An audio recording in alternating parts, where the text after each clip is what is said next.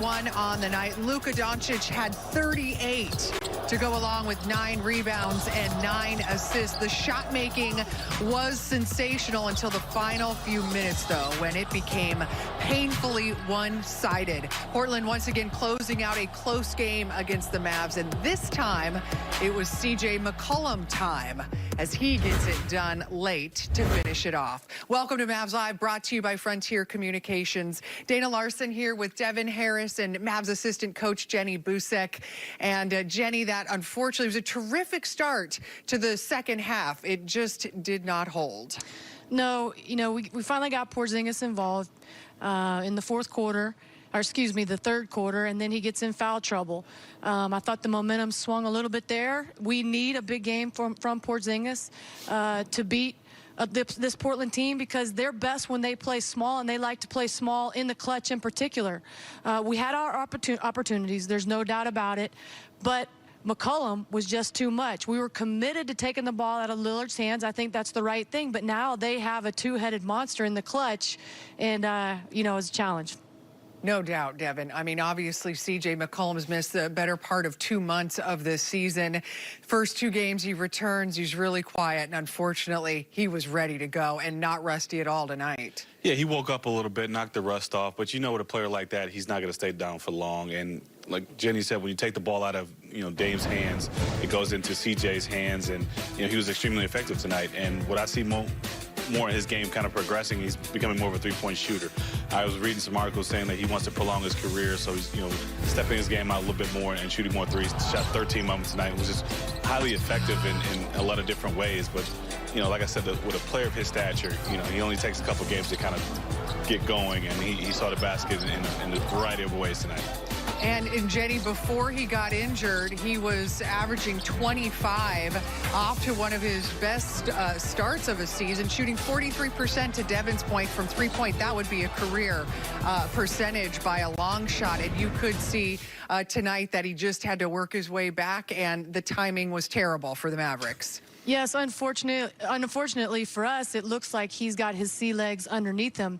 Now, let's hope. Sometimes the thing that comes back the slowest after you've been out for an extended period of time is your recovery.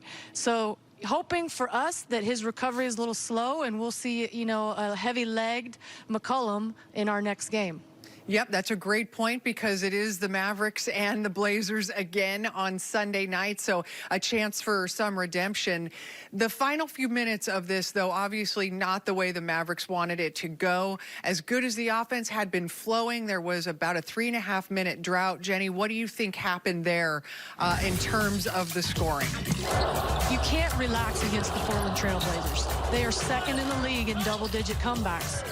I don't know that we relax, but it's just human nature and sports psychology that at times you can let down your guard a little bit when you've gone on a significant run, as we did. We've got to know that you've got to keep your feet down on the gas when you play against this team. We don't want to get into clutch situations. When we get a good run on them, as we did in the fourth quarter, we've got to really just put our foot on their neck.